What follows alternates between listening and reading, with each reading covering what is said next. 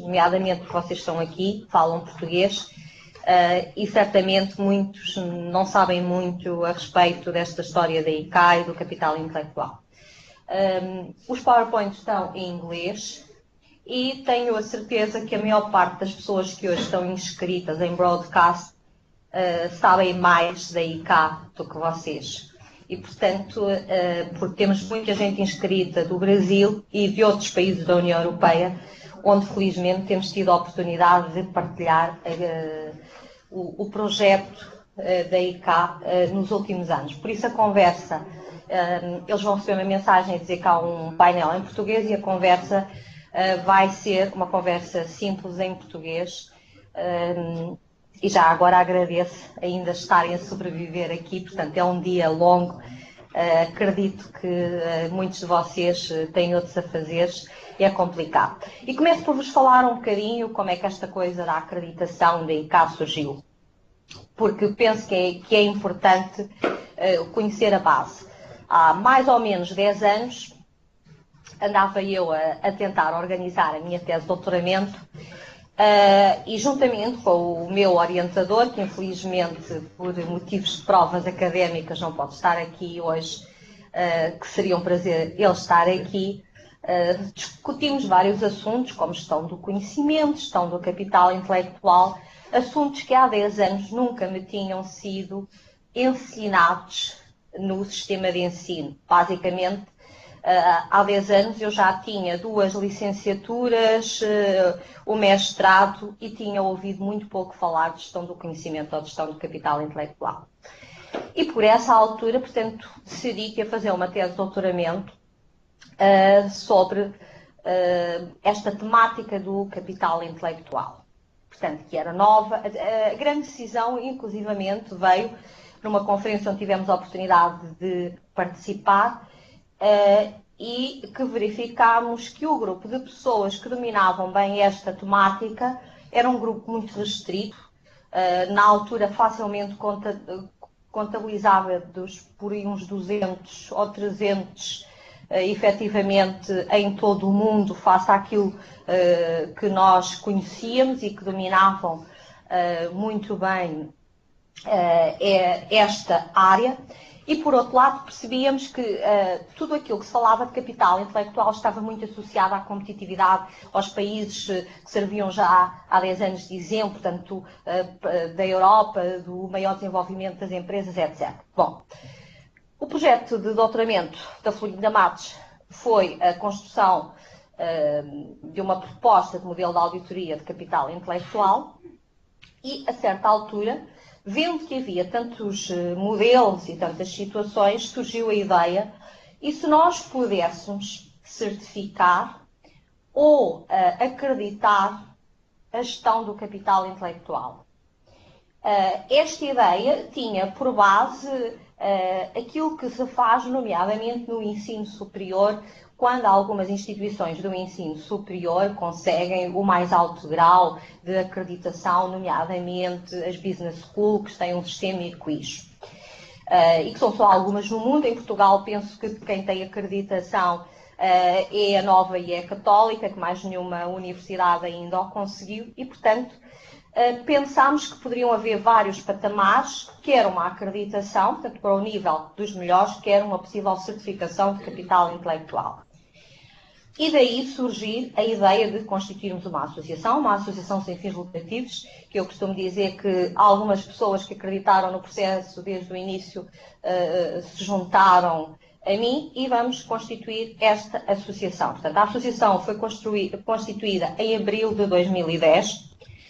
A base do suporte das ideias da associação estava muito sustentado naquilo que foi o desenvolvido para a minha tese de doutoramento e que, entretanto, deu origem a um business model muito semelhante a este que o Manfred aplica na Alemanha. Portanto, o modelo que vocês viram aqui o Manfred apresentar foi o Encaixe, foi um projeto que foi apresentado no 7º Programa Quadro por um grupo de de países, liderado pela Alemanha, e, portanto, que propôs um modelo para fazer um reporte de capital intelectual. E, portanto, ele foi uma das pessoas que, ligado ao Fraunhofer, trabalhou e, por isso, no projeto, e por isso tem a noção de como é que aquilo se implementa e aplicou na prática. Portanto, da minha tese de doutoramento surgiu um business model, portanto, que permite-me dizer que hoje eu consigo começar a auditar capital intelectual em Portugal, mas tivemos que ir mais longe, porque não interessa pensar que há o meu modelo. Há o INCAS, que é um excelente modelo, e há muitos outros modelos que têm sido desenvolvidos ao longo do tempo. Então surgiu a ideia de tornarmos a ICA uma associação agregadora. Portanto, a ideia da acreditação é partindo de um ponto comum, ou seja, conseguir avaliar como é que a gestão do capital intelectual está a ser feita, particularmente nas empresas, e conseguir validar, certificar essa gestão do capital intelectual, conseguir ter várias acreditações. Portanto, a acreditação é uma, mas tanto pode acreditar uma empresa que foi auditada pelo modelo da Florinda Matos, pelo modelo do Manfredo ou pelo outro modelo qualquer que seja considerado válido. Até porque temos a noção que a ICA não pode ir à Alemanha, à China, validar os modelos. Portanto, os modelos que estão a ser implementados diretamente nas empresas, validar os modelos, tem que validar. A ideia é, não pode ir a cada uma das empresas do mundo fazer essa validação. E isto ganhou maior impacto, e hoje isto foi falado aqui, nomeadamente no painel de empresários, quando nós começámos a perceber que havia várias realidades que são semelhantes, inclusivamente na Europa, mas particularmente em Portugal. Todos vocês conhecem que o IAPMEI publica anualmente as PMEs de excelência, as PMEs líder, etc. E todos nós sabemos que o facto de ser PME de excelência dá algumas vantagens, nem que seja no acesso ao crédito, e inclusivamente a financiamentos comunitários. Mas, na realidade, o que se analisa ali é o balanço, é a demonstração de resultados, mais um conjunto de indicadores, prazos médios de pagamento, recebimento, portanto, um conjunto de indicadores financeiros. Não se olha para a sustentabilidade da empresa, a médio e longo prazo não se tenta perceber. E claro que isto é perceber, considerando que não há muitas alterações dos cenários, porque estávamos a falar aqui de atentados, uma situação destas como estamos a viver agora na Europa, numa determinada empresa pode mudar completamente os cenários, mas considerando um conjunto de cenários que nos permite dizer que aquela empresa tem sustentabilidade porque faz uma boa gestão do seu capital intelectual. A ICA está muito assente na ideia de que o capital intelectual é constituído pelos aqueles três elementos que foram aqui hoje falados: capital humano, capital estrutural e relacional, embora na perspectiva que foi desenvolvido o modelo de acreditação, estas três componentes estejam subdivididas. Eu a seguir vou falar-vos sobre isso. Mas efetivamente, ao percebermos, e voltando um pouco atrás, que as instituições financeiras, que os credores, que os diferentes stakeholders precisam ter algumas garantias que determinada empresa tem alguma sustentabilidade, que não recebeu este ano um ótimo financiamento, foi considerada PME líder e no ano seguinte fechou e pôs os trabalhadores na rua. Achamos que este tipo de acreditação pode ser muito válido. Logo em 2010, quando constituímos a associação, começámos a falar com algumas das pessoas que lideravam todos estes processos, quer a nível nacional, embora a nível nacional houvesse muito poucas pessoas. Está aqui a professora Rosário Cabrita e havia mais uma ou duas pessoas a nível nacional com conhecimento sobre o assunto, porque de resto a nossa comunidade, mesmo académica, não dominava muito o assunto. E a nível internacional fomos falando, portanto, felizmente temos um Conselho Consultivo da ICA, e se vocês forem à página da ICA, vocês veem que temos uma série de pessoas, alguns considerados efetivamente chamados gurus da área. E para nós, quando o professor Viedma, o professor Edwilson, por exemplo, ou o Manfred acreditam que um projeto de acreditação com uma ideia global pode ser um projeto com futuro, embora nessa altura ainda não se soubesse muito bem qual o caminho a trilhar, então quer dizer que há ali qualquer coisa para continuar. E foi assim que começámos, com muito trabalho e com muito boa vontade. Mas na verdade é que nestes 5 anos, a ICA, como eu disse hoje na abertura da conferência, tem alguns milhares de ICA Friends, temos mais de 30 publicações científicas, porque entretanto acabámos por ter constituir um centro de investigação em capital intelectual para suportar aquilo que fazíamos em termos de investigação, que é publicado nos melhores jornais, que vamos às melhores conferências apresentar. Conseguimos começar a participar em projetos da Fundação para a Ciência e Tecnologia, em projetos do Horizonte 20, e percebemos, especialmente no último ano, inclusivamente a quantidade de convites que temos tido para participar em diversos eventos, que a ICA começa a ter um grande reconhecimento internacional e, portanto, que é vista como uma associação que nos pode trazer algo de novo, algo integrador, aquilo que a Cristina hoje falava, em que não estamos ali para desintegrar, estamos para considerar os diferentes elementos que podem valorizar o conhecimento, podem trazer prosperidade económica e prosperidade social. Porque a base é que, se não houver prosperidade económica, é muito difícil também haver a prosperidade social. E tem sido esta a base do nosso percurso. Eu há pouco dizia no intervalo para café que nós estamos a vir de fora para dentro. Na realidade, não tenho qualquer dúvida que nós hoje somos muito mais conhecidos fora de Portugal do que em Portugal.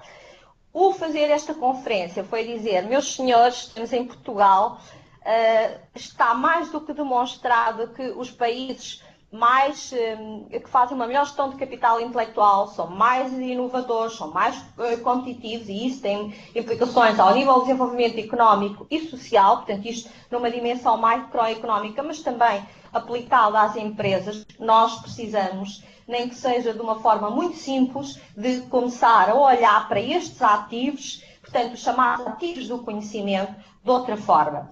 E não esquecer, vocês provavelmente ouviram falar muito da Estratégia de Lisboa.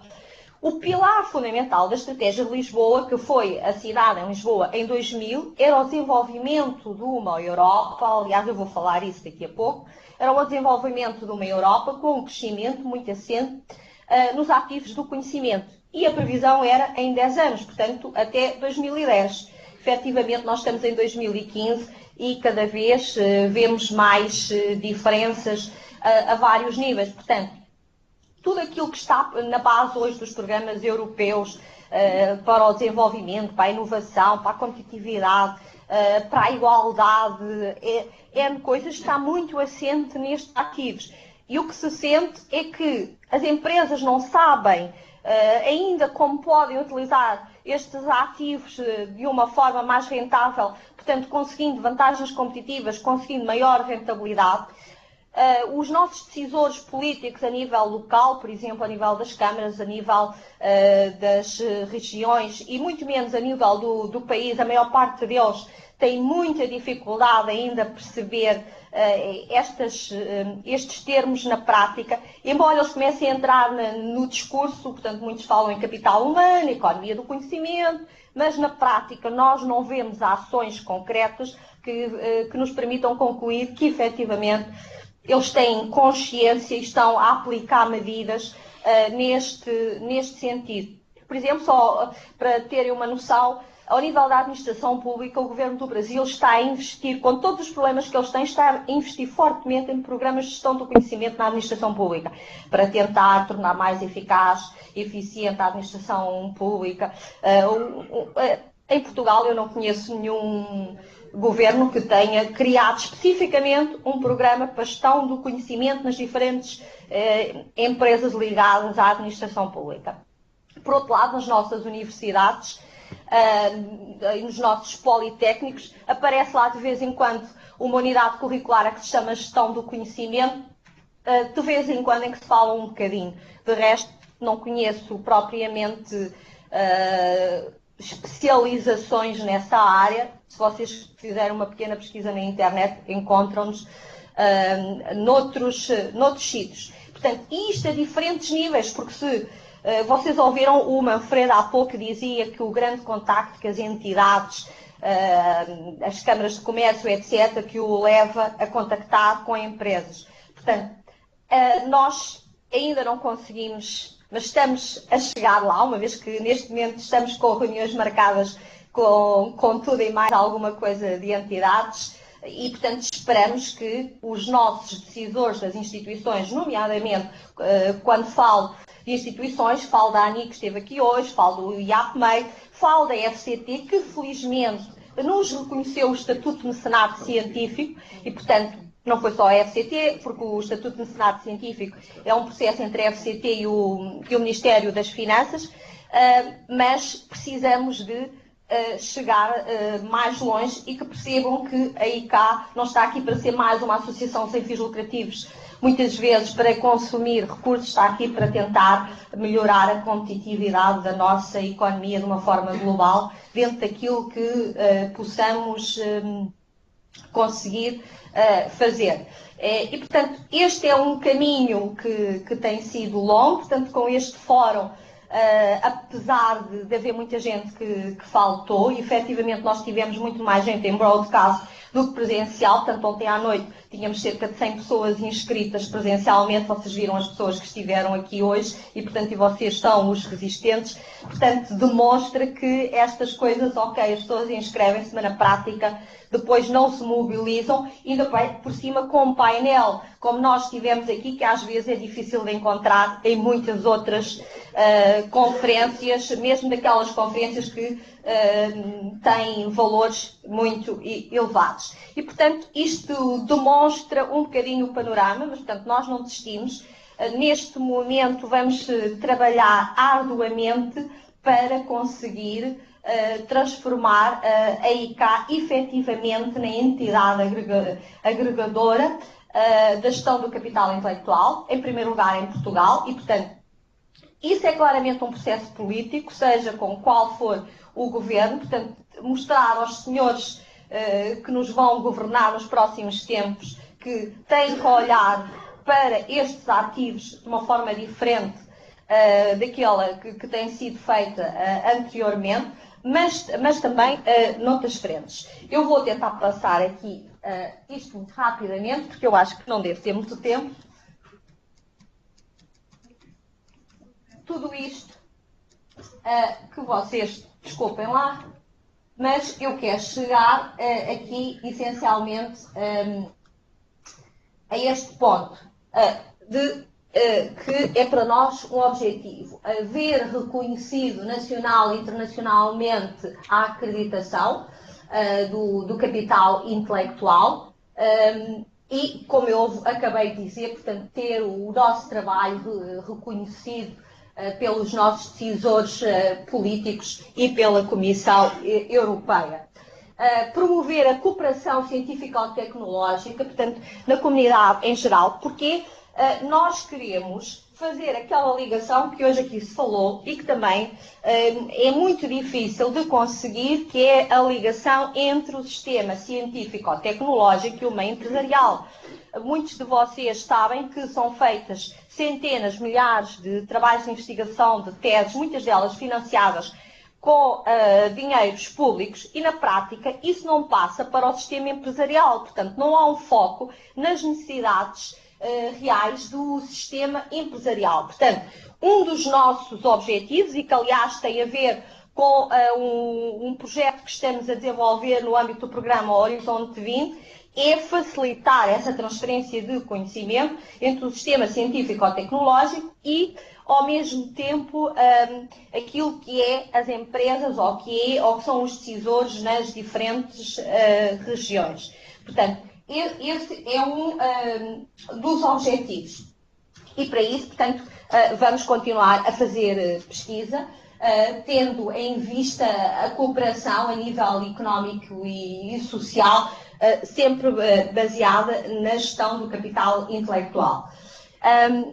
Como vocês devem imaginar, isto não é fácil, portanto, muitas vezes andamos a pedir ajudas a estes e àqueles para conseguir fazer a melhor figura possível, se assim se pode dizer. Outras vezes os membros da ICA acabam por suportar por sua conta os custos, por exemplo, de ir representar a ICA a um determinado sítio, e por isso outro dos nossos objetivos é conseguir ter um grupo patrocinador, como acontece com outras instituições noutros sítios, que efetivamente trabalham muito diretamente, quer com o meio público, quer com o meio empresarial, em que há uma forte interação, mas que há um grupo patrocinador que suporta as atividades das empresas. O professor Viadma falava-me ontem, por exemplo, do Banco Bilbao Vizcaya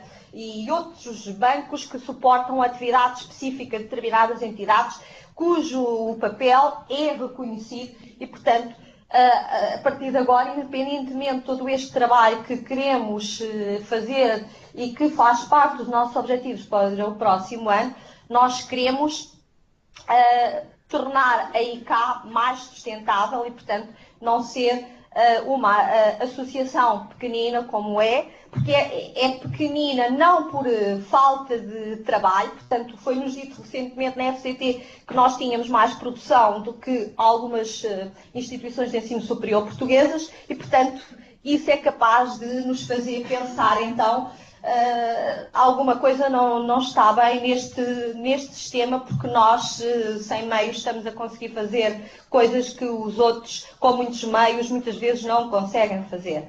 E, portanto, nestes objetivos, e havendo aqui algumas pessoas que estão ligadas a empresas ou entidades públicas, efetivamente apelo para nos contactarem, porque nós queremos constituir um grupo patrocinador que nos ajude a suportar estas atividades. Portanto, a ICA é uma organização sem fins lucrativos, mas tem que ter capacidade de se implementar quer no país, quer lá fora, e não pode deixar de o fazer porque somos pequeninos, porque não temos capacidade de dar resposta a um desafio, a um projeto, etc.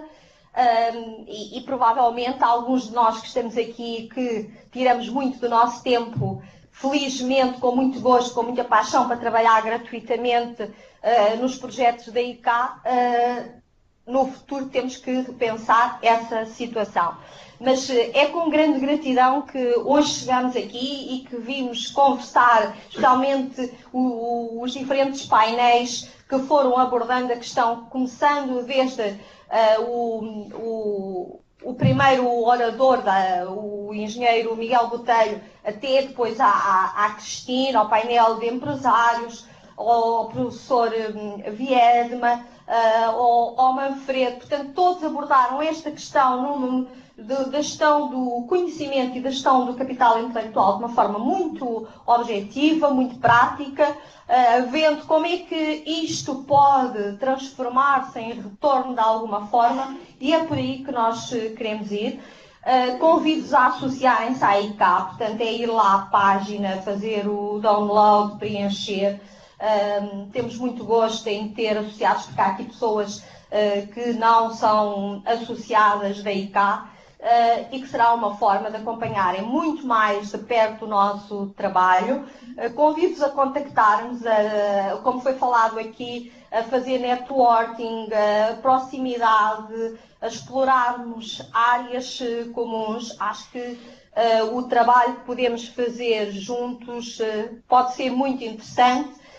E pode ser um trabalho que tem um reflexo importante, quer a nível económico, quer a nível social, para as nossas cidades, para as nossas regiões, para os nossos países. porque, e já agora, só para complementar, já me vou calar, porque daqui a pouco temos o outro participante a entrar, independentemente de nós termos desenvolvido o tal modelo de acreditação do capital intelectual, portanto, que esperamos no próximo ano, portanto, no próximo semestre, poder começar a acreditar as primeiras entidades, nós estamos a trabalhar noutras frentes, nomeadamente temos feito, hoje foram aqui mostrados vários livros sobre avaliação do capital intelectual dos países. Temos feito vários estudos sobre a avaliação do capital intelectual dos países, estudos sérios, consideram muitos dados e que muitas vezes nos fazem questionar se aquilo que sai de lá de fora é o correto ou se há outras formas de analisar os dados. Inclusivamente, temos-nos envolvido na perspectiva de criar modelos de desenvolvimento estratégico para as cidades, e as cidades agora, quando se fala em smart cities, em cidades inteligentes, é extremamente importante, e, portanto, o nosso objetivo, não tão curto como a acreditação das empresas, mas eu diria que o nosso objetivo um bocadinho mais para a frente será também poder acreditar a gestão que é feita, por exemplo, de uma cidade, considerando um conjunto de vetores completamente diferentes daqueles que se consideram para as empresas, mas que são importantes. E basicamente penso que vos dei uma panorâmica assim muito apressada, sem vos maçar com o modelo de acreditação, portanto, ou com outras ideias, portanto, porque eu acho que quem efetivamente tiver interesse depois poderá contactar-nos. É isto que é a ICAI, portanto, esperamos para o ano estar aqui a fazer uma conferência. Daqui a 2 anos, certamente, estamos a fazer uma que viemos com o compromisso de fazer uma aqui, que decorreu agora no Brasil, viemos com o compromisso de fazer aqui em 2017, portanto, temos que começar a trabalhar para a podermos fazer, e para o ano esperamos ter outro fórum do capital intelectual aqui, mas, independentemente disso, esperamos ter outro tipo de ações em que possam ver algum do trabalho que a ICA está a fazer e que possam usar esse trabalho em prol do desenvolvimento sustentável e competitivo, que no fundo era o tema da nossa conferência. Estou um bocadinho já a fazer o resumo disto tudo, porque alguns de vocês provavelmente no fim depois vão-se embora. Obrigada por este bocadinho. Vamos ver o que é que o nosso ex-ministro nos diz. A conversa que está combinada com ele não há conversa, portanto, não há um discurso feito. Basicamente, eu vou abrir a conversa com uma pergunta e espero que vocês tenham muitas perguntas para fazer, porque efetivamente ele tem o conhecimento dos últimos 4 anos governativos, tem o conhecimento académico e talvez seja a pessoa que nos possa dar alguma perspectiva do desenvolvimento competitivo baseado na inovação, baseado no conhecimento do que se tem passado aqui. E, portanto, embora seja uma opinião pessoal neste momento, é uma opinião fundamentada no conhecimento de alguém que deixou o terreno há pouco tempo e, portanto, vamos tentar fazer uma conversa assim esta tarde. E obrigada. As palmas estão para aí cá, não são perdidas.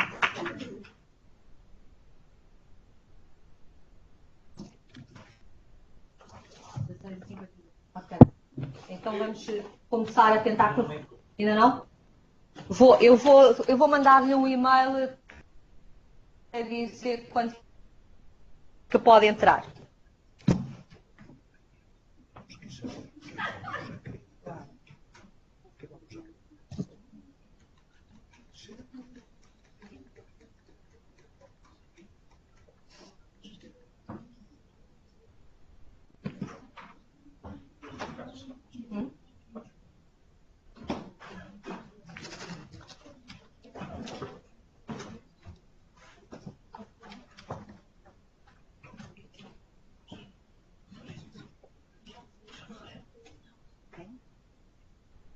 Tchau.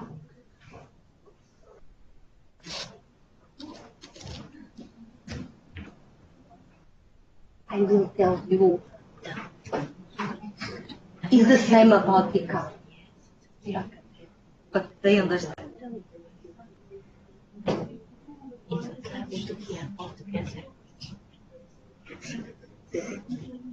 Para acreditar, sim, que acreditar.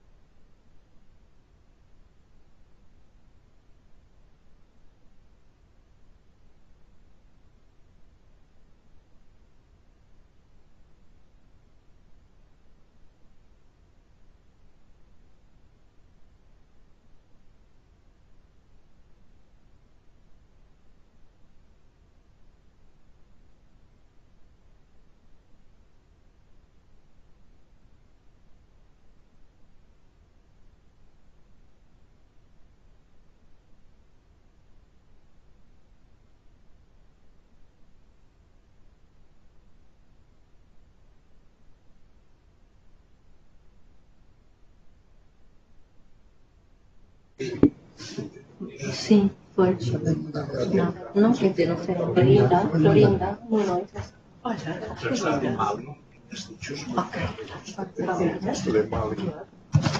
Isto está a funcionar. Estou.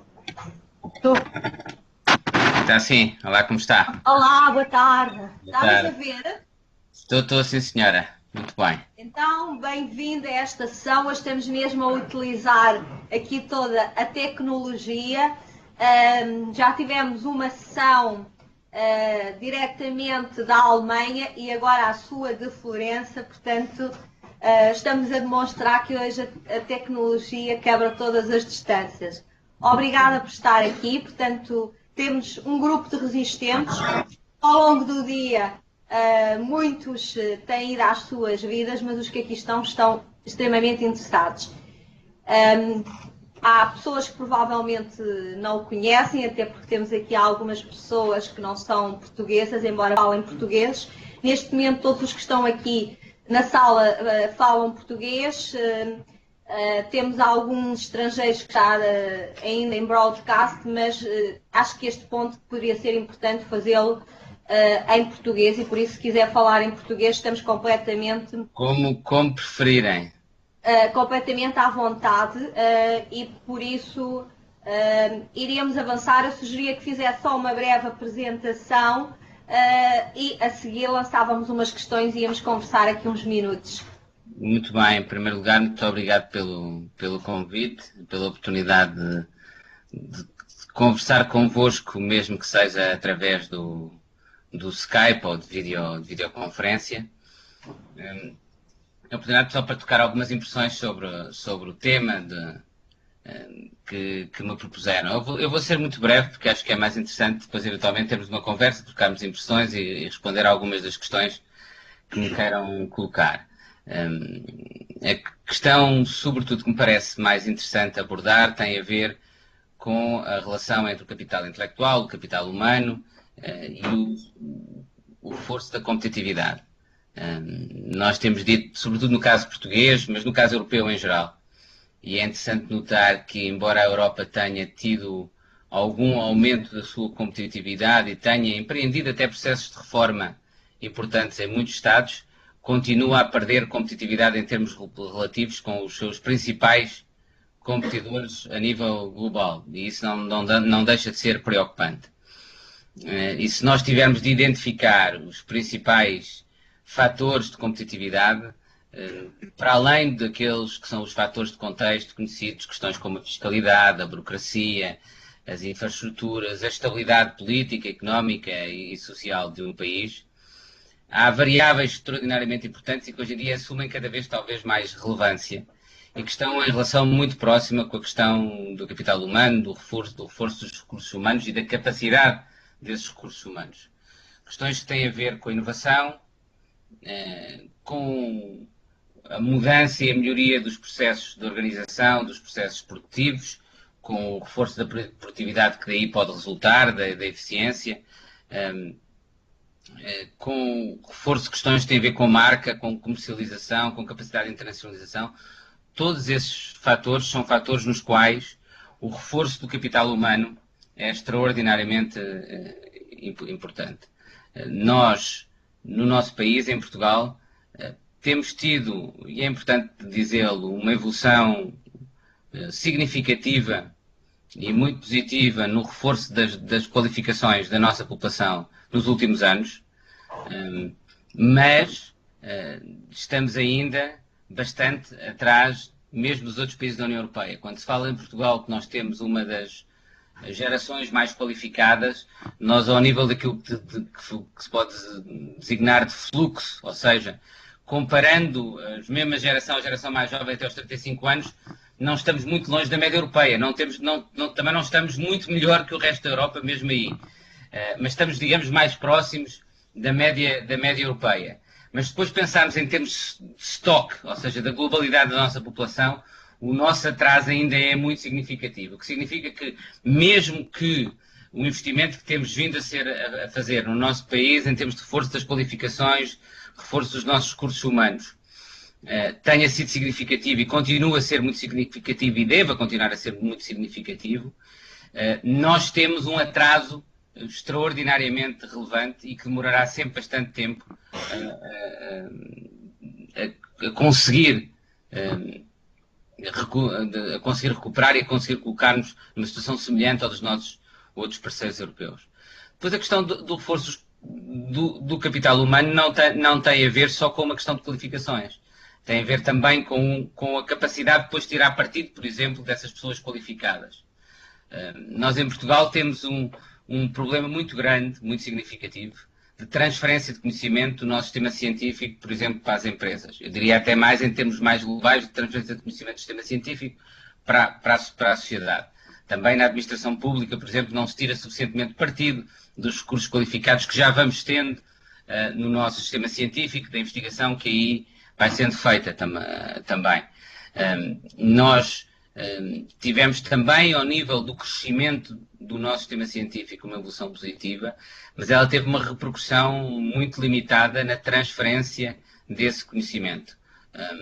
Nós, comparativamente com a Europa tem uma média de 30% dos doutorados que trabalham nas empresas. Em Portugal ela anda à volta dos 3%. E isso, sem dúvida, que é um desafio muito grande para o qual nós temos de recuperar. Essa foi uma das razões pelas quais, neste próximo ciclo de fundos europeus, houve uma aposta tão grande na criação de incentivos para a contratação de recursos humanos qualificados pelas empresas. Já abriram concursos para isso, nas diferentes regiões do país, em que pela primeira vez é paga a contratação de doutorados, mas não só de doutorados, de outros cursos humanos qualificados pelas empresas. E este reforço da capacitação do nosso tecido empresarial, da nossa sociedade, é fundamental em termos daquilo que eu tenho muitas vezes designado como uma competitividade que nós necessitamos que seja uma competitividade inteligente. Eu acho que quando nós pensamos a competitividade, temos de pensar em relação com o território. E isso é que é uma competitividade inteligente. Ou seja, não é uma competitividade importada. Nós podemos conseguir até atrair, por exemplo, um determinado investimento numa área tecnológica nova num determinado momento, mas isso não é algo que mude estruturalmente. Pode ter até um impacto positivo e não devemos deixar de procurar atrair esse tipo de investimentos, mas também são investimentos que podem, por exemplo, partir muito mais rapidamente. E, sobretudo, se são investimentos, por exemplo, associados a mão de obra barata, vêm numa semana e podem partir depois para outra localização onde essa mão de obra é mais barata. A competitividade que é mais resiliente, a competitividade que, paradoxalmente, nos pode fazer vencer num mundo crescentemente global, é uma competitividade que parte do território, daquilo que nos diferencia. Parte da identificação dos recursos naturais que temos, dos recursos endógenos que temos, dos recursos humanos que já existem, onde é que é tradicional, temos alguma capacidade humana instalada e como é que a podemos valorizar e tirar mais partido dela. Parte até muitas vezes da identificação do que é a marca de um determinado território, ou quais são as marcas já existentes num determinado território que nós podemos potenciar. E isso é extraordinariamente importante, nós lembrarmos que esse tipo de competitividade inteligente é aquela que nós temos de procurar, ou seja, de associar e acrescentar valor àquilo que são os recursos endógenos do nosso território. Isso é o que nos permite construir uma competitividade que é mais resiliente, uma competitividade que tira mais partido daquilo que já temos e que podemos potenciar, e que ao mesmo tempo também é mais conducente a uma maior coesão territorial. Ou seja, uma competitividade que parte da identificação dos valores, dos recursos endógenos do nosso território, é uma competitividade que ao mesmo tempo é aquela que nos pode fazer ser mais bem-sucedidos e ao mesmo tempo promover uma maior coesão territorial. Ao mesmo tempo, isto deve-nos lembrar um aspecto que é muito importante e que frequentemente, quando se fala destes temas, e se fala, por exemplo, da inovação, que é algo que eu gostaria também de dizer duas outras coisas muito brevemente, quando se fala de inovação, que frequentemente se esquece, que é a competitividade, a inovação, não se consegue apenas, nem é mais transformadora, pensando apenas em áreas tecnológicas, nas novas áreas de ponta. Na realidade, nós temos de pensar, por exemplo, nos processos de inovação, nos processos de esforço de competitividade, sobretudo e desde logo nas áreas mais tradicionais e que muitas vezes estão associadas a esses recursos endógenos que nós temos. Eu posso dar um exemplo que me marcou muito na minha experiência governativa, que foi uma fábrica de enchidos em Trás-os-Montes, com 2 jovens, nos seus 30 e poucos anos, irmão e irmã, que continuaram aquilo que era um negócio de família, dos seus avós. Os seus avós começaram com uma pequena tasca, que também fazia os seus enchidos, depois os pais continuaram, melhoraram um pouco, e eles investiram muito, investiram numa relação com o Politécnico de Bragança, que tem algum conhecimento nessa matéria, alguma massa crítica nessa matéria. Investiram na atração de recursos qualificados para essa fábrica de enchidos. É uma fábrica de enchidos que já apoiou e já teve a fazer estágios 15 mestrandos e 3 pessoas de doutoramento. E isso fez com que conseguissem desenvolver marca, conseguissem desenvolver qualidade, apuraram muito a raça dos porcos, a alimentação, produtos novos, subiram muito na cadeia de valor e, portanto, estão a tirar muito mais partido e a retirar muito mais valor daquilo que produzem. Internacionalizaram-se muito mais. Só o ano passado cresceram 35% ao nível das suas exportações. É um exemplo muito significativo de como é que a associação entre conhecimento e tradição pode realmente acrescentar valor e ser aquilo que gera competitividade e como os processos de inovação podem ter lugar mesmo em áreas profundamente tradicionais, neste caso, enchidos. E isso é o que me parece muito, muito importante. Quando nós pensamos em inovação, não podemos pensar em inovação, que é talvez o grande fator de promoção de competitividade hoje em dia, não podemos pensar só nos computadores que eu estou a usar, nestas aplicações de software. Temos de pensá-la de forma transversal a toda a área do nosso tecido económico, da nossa sociedade, do setor privado, do setor público. Porque só essa visão holística da inovação é que realmente é capaz de promover o ecossistema de inovação que nós necessitamos. Claro que isso demora tempo e o que nós temos de pensar neste processo é na criação de incentivos que vão promovendo aquilo que é uma cultura institucional amiga da inovação.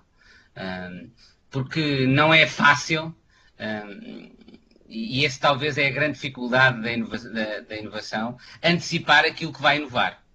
A inovação não é algo que nós possamos dirigir, planificar verdadeiramente. Nós temos de criar um ambiente que seja amigo, que seja indutor da inovação. Eu costumo dar muito aos meus alunos um exemplo a esse respeito, que é pedir-lhes que façam o exercício de se colocarem no ano 2000 e pensarem que são financiadores, ou que são banqueiros, a quem 2 diferentes grupos de pessoas se dirigem para pedir o financiamento de uma enciclopédia. E o primeiro grupo diz que quer fazer uma enciclopédia que seja melhor que a enciclopédia Larousse, que a enciclopédia britânica, que tem os melhores professores do mundo inteiro, que vão escrever as entradas para essa enciclopédia, e que tem o apoio da Universidade de Harvard, da Universidade de Oxford, da Universidade de Sorbonne, das grandes universidades do mundo inteiro, e vão fazer com esses professores todos e essas universidades aquela que será verdadeiramente uma nova grande enciclopédia. E o segundo grupo, e repito, imaginem que estão no ano 2000, pede também financiamento para um projeto, mas o seu projeto, pergunta-lhe o que é o projeto, eles dizem, bem, nós queremos fazer um site em que qualquer pessoa pode vir, pode abrir uma entrada, e os outros depois podem editar essa entrada, e é isso que irá criando a enciclopédia. Quase seguramente, todas as pessoas, ainda no ano 2000, iriam financiar o investimento no primeiro projeto, porque essa era a nossa concepção de enciclopédia. O segundo projeto é aquilo que nós hoje conhecemos como a Wikipédia, que na realidade se tornou a enciclopédia de referência e destornou todos os conceitos tradicionais de enciclopédia. Mas antes da Wikipédia existir, a simples concepção da Wikipédia como algo possível e que seria tornar o standard nesse domínio era extremamente difícil, para não dizer impossível. E isso significa, isso tem muito a ver com o facto de nós estamos dependentes da nossa história, da nossa cultura, e portanto se tornar muito difícil antecipar aquilo que vai ter sucesso. E, portanto, para nós promovermos a inovação é, sobretudo, não basta, nós temos de investir em infraestruturas, incluindo infraestruturas tecnológicas, temos de investir em investigação, temos de investir em recursos humanos, mas não basta isso. É fundamental criar as culturas institucionais que promovam esse ecossistema amigo e indutor da inovação. Isso exige intervir no setor público, isso exige intervir também no setor privado, ou seja, criar incentivos no setor público e no setor privado.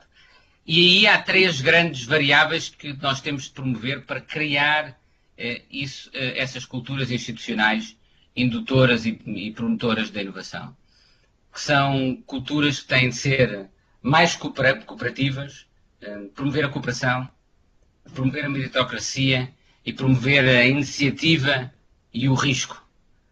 É sobretudo a promoção destas 3 variáveis, destes 3, digamos, fatores de comportamento que criam e podem criar as culturas institucionais mais amigas da inovação. A cooperação, porque não se inova, a forma como se inova exige frequentemente a conjugação de diferentes saberes, diferentes conhecimentos, diferentes fontes de informação. Por exemplo, o caso que eu mencionava da transferência de conhecimento entre o sistema científico e as empresas, que exige precisamente uma cultura, quer nas empresas, quer no sistema científico, não é um problema só do sistema científico, é um problema de ambos os atores, uma cultura amiga desses processos de cooperação e dessa comunicação entre os dois. Mas, por exemplo, dentro da administração pública também, um dos problemas principais que nós temos é uma cultura de silos. Isso existe no setor público, isso existe no setor privado. Essa fragmentação, essa cultura de silos é muito pouco amiga dos processos de inovação que exigem, como eu dizia, essa cooperação e que exigem também, muitas vezes, uma perspectiva de fora daquela que é a nossa área de intervenção tradicional. Muitas vezes a inovação também resulta de nós olharmos para um problema através de uma perspectiva totalmente nova.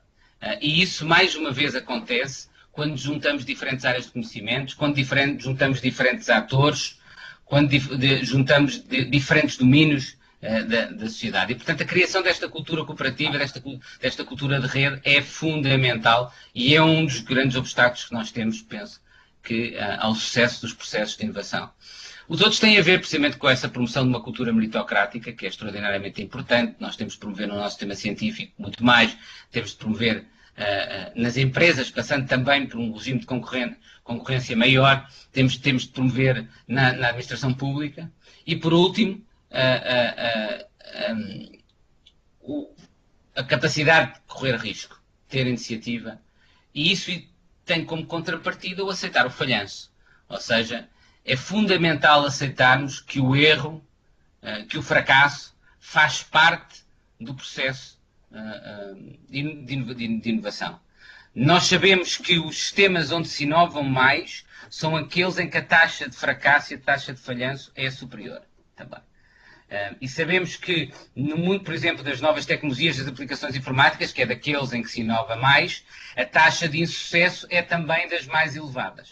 Portanto, se nós tivermos uma cultura cívica, uma cultura de sociedade, uma cultura pública, uma cultura privada, que penalize muito o erro, penalize muito o falhanço, isso vai criar uma inércia muito grande em termos do risco, da capacidade de assumir risco, da capacidade de aceitar errar, de aceitar falhar, que é necessária para se inovar e para ter sucesso. E, por outro lado, nós temos de dar um grande prémio ao sucesso, porque dando esse grande prémio ao sucesso, induzimos a capacidade de correr um maior risco. E com isto concluí esta pequena introdução. Acho que a promoção destas 3 variáveis de comportamentos de cooperação, de meritocracia e de capacidade de iniciativa e de risco são fundamentais para nós criarmos um ecossistema no nosso setor público, no nosso setor privado, que seja realmente indutor da inovação, sendo certo que a inovação é realmente o grande instrumento de competitividade do futuro. Muito obrigada. Parece que está a fazer quase uma síntese daquilo que foi aqui debatido hoje e as ideias gerais que passaram estão muito próximas daquilo que acaba por nos transmitir. Muito obrigado. Só para levantar aqui um bocadinho mais as questões e o debate, começaria eu por lhe colocar de algum modo uma questão. Há pouco era eu que apresentava a ICA aos participantes e falava da forte relação que existe e que está provada cientificamente entre a capacidade de gerir capital intelectual e a perspectiva que a ICA aqui tem defendido é o capital intelectual que é constituído pelo capital humano, mas também pelo capital estrutural e pelo capital relacional. E, portanto, essa ligação entre a inovação, a competitividade, o desenvolvimento económico e social dos países. Portanto, basta dizer que quando nós vamos ver os indicadores de competitividade dos países, são normalmente os países que têm melhores indicadores de competitividade, depois são aqueles que correspondem melhores indicadores de gestão de capital intelectual. Quando vamos ver os Innovation Scoreboards e encontramos também indicadores de inovação, normalmente estão associados também aos países que consideramos mais desenvolvidos em termos económicos, e claro que isso depois tem reflexo no bem-estar social das populações. E eu há pouco dizia aqui aos presentes que a ICA começou a sua missão em 2010, portanto chegamos a 2015 a fazer esta conferência, tendo a consciência que Portugal, face a outros países da União Europeia, e mesmo em relação ao Brasil, está muito mais atrasado em questões do conhecimento. O que não seria de esperar, até porque temos a estratégia de Lisboa, uma estratégia muito baseada que defendia uma Europa com crescimento baseado nos ativos do conhecimento, e temos uma Europa que tem crescido a várias velocidades.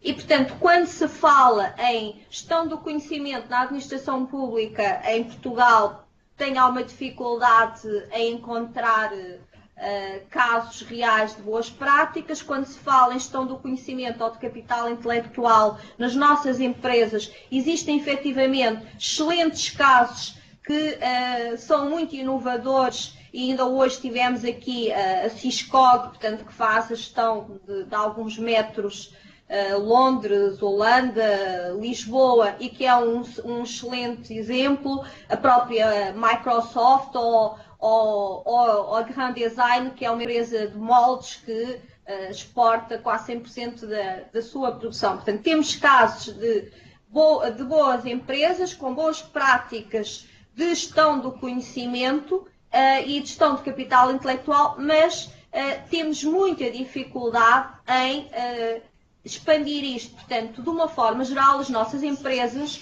os nossos governantes, a vários níveis, portanto, desde os decisores das cidades, das regiões ou do próprio país, têm muita dificuldade em considerar estes ativos como fazendo parte estratégica daquilo que pode ser um Portugal mais competitivo, mais sustentável. Portanto, isto muito diretamente para lhe perguntar, considerando a sua experiência académica e a sua experiência governativa, como é que a ICA, que se propõe fazer esta transferência de conhecimento que falou entre o sistema científico-tecnológico e as empresas e vice-versa, e pretende alertar para a necessidade de se gerir com base nestes ativos, para que possamos ter um país realmente mais sustentável, mais competitivo?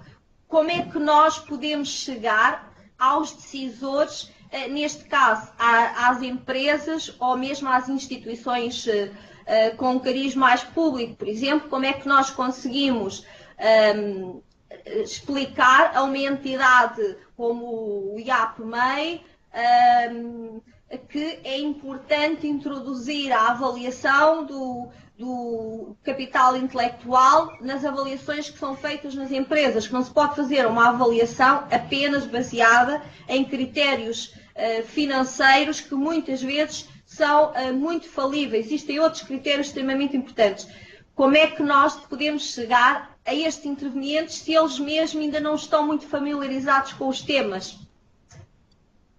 Eu não acho que a contribuição que podem ter é, para além de naturalmente sensibilizar para essas temáticas, eu diria que do ponto de vista estratégico, a contribuição que podem dar é aquela de apostar em 2 ou 3 casos para os quais possam contribuir, que sinalizem ao resto da administração pública, por exemplo, ao resto das empresas, o potencial dessas abordagens.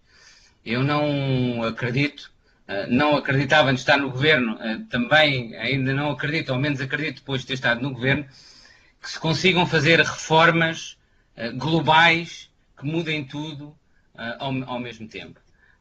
Acho que as reformas se fazem através de casos que possam ter depois um efeito de replicação, de reprodução, de multiplicação, através dos bons exemplos.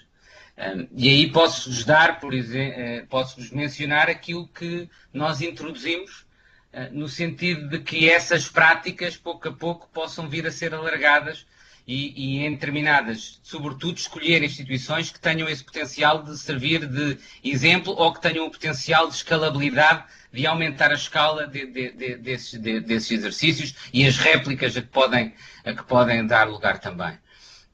Nós, no contexto da programação dos fundos europeus, procuramos investir bastante, por exemplo, na questão do desenvolvimento de indicadores de resultado novos, ou seja, e fizemos até um trabalho e pedimos uma avaliação externa da OCDE para que os indicadores, em primeiro lugar, para que os financiamentos passassem a estar dependentes de resultados.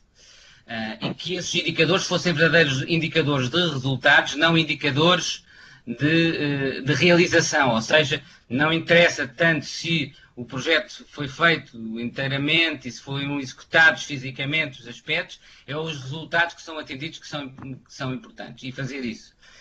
E procuramos promover muito nesse contexto também uma discussão da introdução de novos tipos de processos de decisão. Eu acredito muito, mas é uma das coisas que demora muito a introduzir, e disse-o várias vezes, que a qualidade das nossas decisões depende da qualidade dos nossos processos de decisão.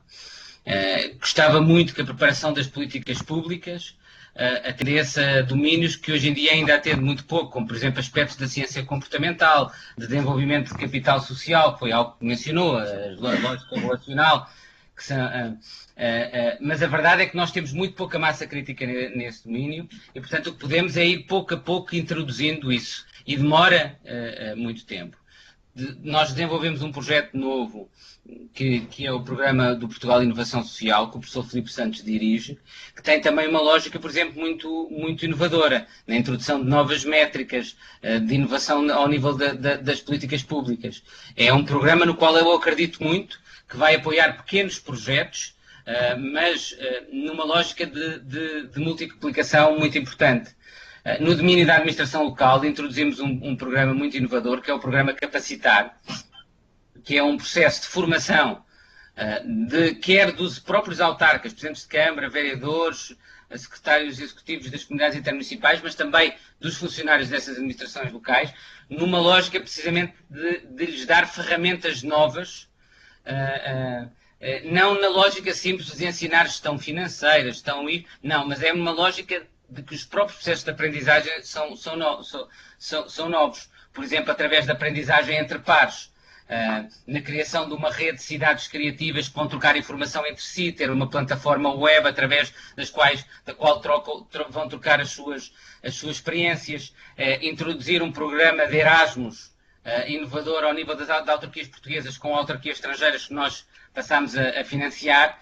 E, portanto, eu acredito muito mais que é através desses pequenos casos, que não são tão pequenos como isso, mas são numa escala mais pequena, e não através de uma grande reforma, que nós vamos conseguir introduzindo lá está, a tal cultura nova, uma cultura mais aberta a esse capital intelectual que fala e a atender a essas variáveis tão importantes nos processos de decisão, para nós termos melhores políticas públicas e termos também melhor gestão privada, que é fundamental.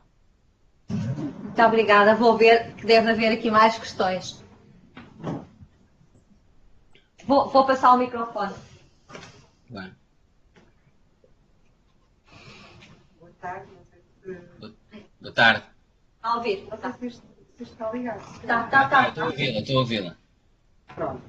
Em primeiro lugar, obrigada pela sua apresentação, que foi eminentemente pedagógica, é nessa perspectiva que eu também conheço o seu trabalho e para lhe dizer que antes da minha pergunta, eu vou fazer esta pergunta porque eu venho de um sítio rural, não vivo na cidade, e às vezes estes termos ainda chegam mais dificilmente a sítios desses, embora a gente os possa sempre traduzir por termos mais simples e torná-los mais acessíveis. Isso é sempre uma vantagem. Eu também acho que sim, a proximidade é uma vantagem, desde que se contextualize o que é que se quer dizer em face dessa população ou do que quer que queiramos trabalhar. E eu também conheço, como o Dr. Miguel conhece certamente melhor, sítios onde foi valorizado o capital intelectual ligado à tradição, nomeadamente conheço muito de perto o projeto de Aldeias do Xisto, que é um grande exemplo também dessa... Outro grande exemplo disso mesmo. Pronto. E, portanto, tenho alguns bons exemplos que também me guiam no meu trabalho diário. Mas não acha que, falando de Portugal e tendo Portugal com toda a sua abrangência urbana e a outra, que não acha que termos como competitividade e sustentabilidade das empresas e instituições podem ser termos para quem nunca abordou esta perspectiva do capital intelectual dissuasores ou até um pouco intimidantes, no sentido em que os trabalhadores, a força laboral não percebe bem o que é que se pretende e até eventualmente pode ver como uma ameaça ao seu posto de trabalho, porque pode estar em causa a sua capacidade de dar resposta ao trabalho que tem em mãos, e por isso também é da responsabilidade das instituições públicas o reconhecimento claro destes termos e a necessidade de abraçar e potenciar de forma objetiva as questões do capital intelectual, como o resto do Dr. fez aí em 2 ou 3 exemplos que deu, ou acha que também para eles próprios, os governantes, os decisores e os empresários, estas palavras não estão muito claras e, portanto, é preciso explicá-las a eles claramente primeiro, para que eles possam, em contexto cotidiano, transmiti-las melhor às pessoas que desenvolvem o trabalho, colaboram nas instituições que eles regem. Eu acho que depende da audiência a que estamos a falar. Eu hoje estou aqui a conversar convosco com uma audiência que tem um certo conhecimento destes temas, que é talvez uma audiência especializada nestes temas, e, portanto, perante a qual se pode utilizar um determinado tipo de linguagem. Mas se nós temos a falar com outro tipo de audiência, com as pessoas que vivem nas aldeias do Xisto, nós não nos vamos falar nestes termos, não é? Vamos falar na necessidade de valorizar aquilo que tem ali, aquele seu território, as suas casas, o xisto, torná-lo atrativo para os turistas, como é que isso pode fazer. E, portanto, isso é extraordinariamente importante também, saber que, consoante a audiência para que nós que nos estamos a dirigir, nós temos que ter um discurso correspondente àquilo que nos permita comunicar com essa audiência. Eu aí sou muito pragmático num sentido que acho que é mesmo o sentido mais importante, que é o fundamental é as ideias que nós queremos transmitir. A linguagem é um meio, é um instrumento. Essa linguagem deve ser adaptada às pessoas com quem estamos a conversar. Isto não tem nada de redutor, não tem nada de diminutivo, de alguma forma, não diminui a qualidade do discurso, nem a qualidade da conversa que podemos ter com essas pessoas. E acho que é fundamentalmente isso que nós devemos ter. E acho que, aliás, se o projeto das Aldeias do Xisto teve sucesso, é porque houve a capacidade das pessoas que o lideraram também de adaptar essa linguagem. Sendo que, ao mesmo tempo, é importante recordar que nem sempre, em projetos que são transformadores, se consegue imediatamente ter um acolhimento muito favorável. Às vezes é preciso ter um pouco de paciência para que as pessoas cheguem a compreender os resultados dos projetos. Eu lembro-me do Dr. Paulo Fernandes, que hoje em dia é Presidente da Câmara do Fundão, mas foi o primeiro diretor do projeto das Aldeias do Xisto, contar-me as primeiras vezes que ia às aldeias e propor às pessoas que as casas e as fachadas tinham de passar a corresponder a ter certo tipo de materiais, cumprir com certas regras, que a reação inicial foi terrível, muito difícil. Ele até brincava e dizia, às vezes até cheguei a ter algum receio físico, mas depois, pouco a pouco, as pessoas começaram a perceber a valorização disso. Agora, ele também não se limitou a chegar ali e impor essas regras. Nem ele, nem as outras pessoas que participaram no projeto. Foi preciso um esforço pedagógico grande. Não houve, digamos, não foram recebidos imediatamente com foguetes e festa, mas houve esse esforço muito permanente de diálogo, de contacto, de socialização com essas pessoas, para eles sentirem também, para essas mesmas pessoas que vivem nas aldeias do Xixi sentirem que tinham propriedade, que eram também proprietários desse projeto. E isso é extraordinariamente importante. E de forma que há que desenvolver essa estratégia, há que saber, por um lado, ter paciência, saber que nem sempre projetos de transformação profundos produzem resultados imediatamente, saber que nem sempre eles são populares no imediato, mas isso, ao mesmo tempo, exige um esforço ainda maior de pedagogia, um esforço ainda maior de envolvimento de todos os atores que são necessários ao sucesso desses projetos. Obrigada. Muito obrigada. Temos aqui uma pessoa que está no sistema de broadcast, mas que percebe português, colocou a questão em inglês. Sim, não há problema nenhum. E a questão dele é a seguinte: the replication of the successful cities, local government, as Barcelona, Malmo, Hong Kong or Stuttgart, as the tool of helping knowledge flows, creating better environmental conditions to creation, share and transfer the knowledge, it is one relevant step to the success of the regions. E, na verdade, isso tem a ver com algo que eu dizia na resposta à minha primeira pergunta. Ou seja, eu acredito muito que uma escala mais pequena permite o desenvolvimento de projetos que, de outra forma, numa escala muito grande, não se consegue mobilizar toda a energia e todas as pessoas necessárias para eles terem sucesso. E, portanto, muitas vezes passa por desenvolver projetos e estratégias bem-sucedidas numa escala pequena e depois que elas sejam replicadas.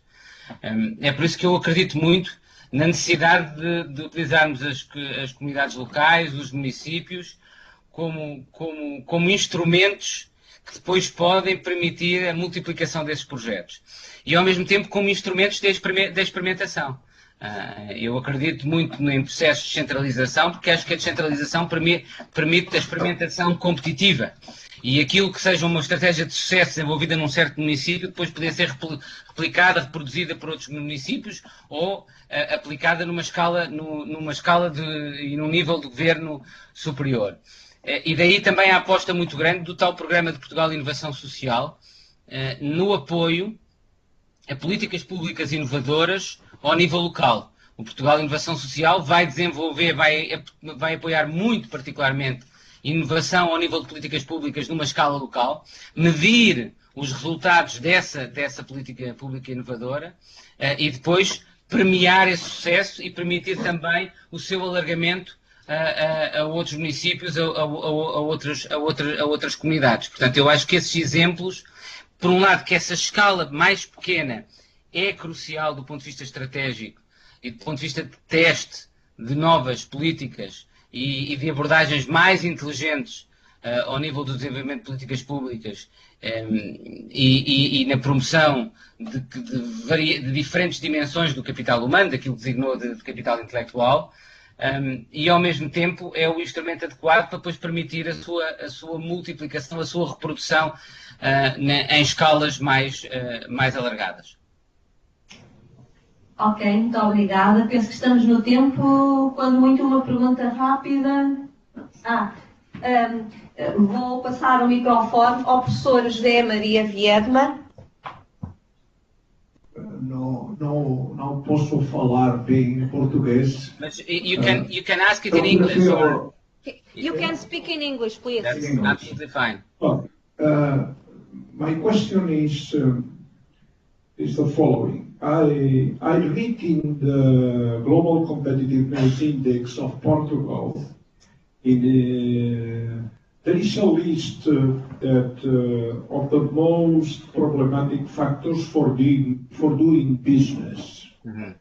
And the most problematic factor for doing business in the table is inefficient government bureaucracy. I would like to ask you, could you explain what happens? I was thinking maybe that there are maybe in the bureaucracy or in the public administration in Portugal, many politicians and maybe few or not enough professional civil servants. Is that correct, my appreciation? I was thinking that because that we have the same problem in Spain. Mm-hmm. Do you want me to answer in English or should I answer in Portuguese? How do you prefer? Well, I prefer in English, yes. Okay, I'll answer it in English. So, first, I think you quoted the Global Competitiveness Report, so the one of the World Economic Forum, I assume, no? Yes. Yeah. So it's an interesting thing because if you read, I wasn't aware of that specific one, but if you go and look at other aspects of the index, you will see that Portugal ranks very well in certain dimensions of modernization of the administration. The ease to set up a business, and we have progressed very well in recent years. And so, in fact, what happens is that element of the index, as other elements of the index of the World Economic Forum, is done by interviewing entrepreneurs. And many of them still have this perception that is very burdensome to do business in Portugal, that the bureaucracy is very heavy. In fact, in my view, in some areas it still is, in other areas it's not. And we are, in my view, and I've lived abroad and I know the United States, I know Italy. Certainly we are better than Italy, I can tell you, in many respects. But I don't think we are as bad as that. And in fact, in many areas we are better. And I could give you the example of a meeting I had with young startups and one from France that came up and set up his startup in Portugal. And I asked him in terms of modernization of the administration, bureaucracy, what he had thought, and said, no, I think everything went very well. Everything was fast. I never had any problems with bureaucracy in Portugal. And I asked him, what could Portugal do better? And he said, nothing really. And I was surprised by that answer. I think it's also because of the area in question. So it really depends on the area of the bureaucracy that we're talking about. But so the first point I wanted to make is that, in fact, I believe there is still a perception, a generalized perception in Portugal, that we have a very heavy bureaucracy, but it's not as bad as that. And in my view, we rank reasonably well in terms of bureaucracy. For example, the level of digitalization, Portugal is public administration online. We are one of the best in Europe. Even 2 days ago, our citizen portal was awarded the new citizens portal that we created actually less than a year ago, a few months ago, was awarded a prize for best public practices by a European award for that. So I think there's some misconception actually about the state of our bureaucracy in Portugal. But I'm not saying that there are not many problems of bureaucracy that still exist, and it could be much better than it is, yes. And if there's something that we could do to overcome, it's the silos mentality. The things that makes more difficult to simplify our bureaucracy and to decrease bureaucracy is the fact that our public administration operates under a silos logic. That is, that each public administration sector operates on its own, doesn't cooperate with the other, and that whenever you need to modernize something, to simplify something, you often need different public services to be involved. And the difficulty of bringing them together is the greatest challenge of all. Second aspect that I believe it's crucial. So the first one is a change in the mentality of the public administration, to have them cooperate, to have a more integrated public administration and government is crucial in my view. And it's not easy to promote, but for example, we created incentives in that respect with the EU structural funds. In the new EU structural funds, for any any service of the public administration to be able to compete and to have a project funded by EU funds, a modernization project, it needs to comply with a set of criteria, including, for example, interoperationality. That is, that they are part of a single interoperational portal, and therefore that their information can be accessible to any other public administration service. This is crucial for us to implement something that actually since May of this year has been put in place in Portugal. That is the only once principle. Now in Portugal, most citizens still don't know and don't invoke that, but now in Portugal since May of this year, you are not required when you are dealing with one public service to present any information, any certificate from any regarding information that is owned by another public service. So if you need to deal with a public administration service, and it's required for that public administration service to know what is your fiscal status, that is, if you have no fiscal obligations pending, you are no longer required to go to the fiscal authority and get a certificate that your fiscal situation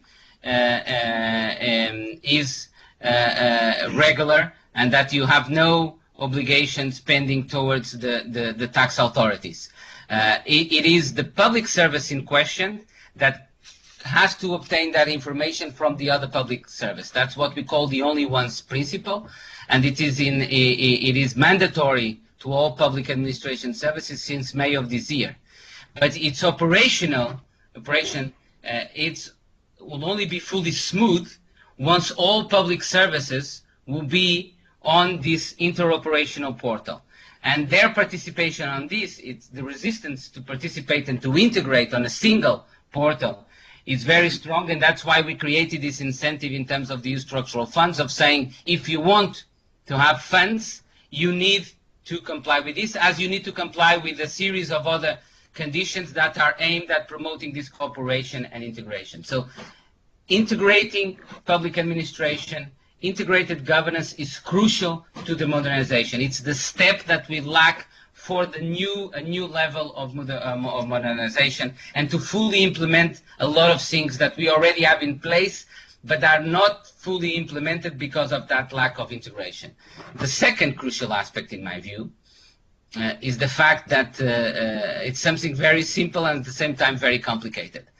That is, most public administration services have become highly dependent on the financial resources that come from the taxes, from the duties that they charge for the services they provide and the licenses that they give to citizens. So a lot of the times the resistance to eliminate, for example, mandatory licenses on certain areas, inspections on certain areas, comes not from the need of those inspections or those licensing processes themselves, comes from the revenues that the administration collects from those services. And so one way to overcome that would be to make those revenues go directly to the budget and then be redistributed to the public services. The fact that each administration service knows that an important part of their revenues depends on them having that bureaucracy for which they charge something to the citizen or to the company, it's a factor that leads them to be resistant to eliminate that bureaucratic step. It will be crucial that we cut the link between these two elements. Okay. Thank you for your excellent presentation and participation, and thank you to help us to develop intellectual capital in Portugal. We hope in the future we can collaborate together. But I think that there is a little question. Sorry. Okay, that's okay. It's just a little comment, not properly a question. Yeah. I should just want to add something that it's also another benchmarking that it's illustrating, for instance, the fact that this institutional and regulation, it's one of the 4 pillars of Knowledge Economy Index, the World Bank methodology, CAM, Knowledge Assessment Method, and then also for Portugal, as far as I know, you can look, but also like in global competitiveness report on education, you are right. On innovation, you are all right in terms you understand. So, but as far as I remember, IDC also, it's okay. So from the 4 pillar, it looks to my memory, and I hope I'm not wrong, that also the first pillar dedicated to institution and to the public administration. So this is also one more point that suggests that. And final thing I want to just to ask, but not necessarily to answer now, I will ask Florinda for getting your email and maybe we can talk more. But for instance, in the title of the paper, you are talking about intellectual capital management as driver of development of science and innovation. When you talk about science, do you mean only RDI, so research, development and innovation, or are you looking also for something like education, knowledge management, things like that, because they are also connected? But I'm not looking necessarily now for an answer, just if you want to suggest something. No, but as I said in the beginning, my approach is, I believe the approach needs to be holistic. I do not understand Portuguese, so I could not understand. Please, can you speak in English, Cristina? Sure. I'm not understanding Sure. Portuguese. So you didn't. In my initial intervention, I precisely said that the approach could not be limited to research and development, could not be limited to the private sector. It needs to be holistic, and it needs to be. That's why we need to create an ecosystem. It's really an ecosystem with all those different variables. It's okay. I totally agree with that. It's Thank okay. you very much. I agree with that. Thank you. Obrigado. Nada. Muito obrigado a todos. Obrigada. Bom fim de semana. Muito obrigado. Também bom fim de semana aí em Lisboa. Obrigada. Até dia destes. Obrigado. Okay. Hello? We finished. Provavelmente está tudo cansado, mas obrigada. Regressem a casa e vão pensando nestas coisas, porque percebemos que todos temos que trabalhar muito se quisermos deixar para os nossos filhos um país mais competitivo, onde as pessoas sejam mais felizes, porque a felicidade também faz parte da gestão do capital intelectual. E hoje fala-se muito em social intellectual capital, em green intellectual capital, e tudo isto acaba por se resumir, se calhar, nesse ponto da felicidade que se encontra com essas coisas todas. Portanto, desejo um bom regresso, obrigada, e encontramos aqui ou no outro lado qualquer dentro em breve.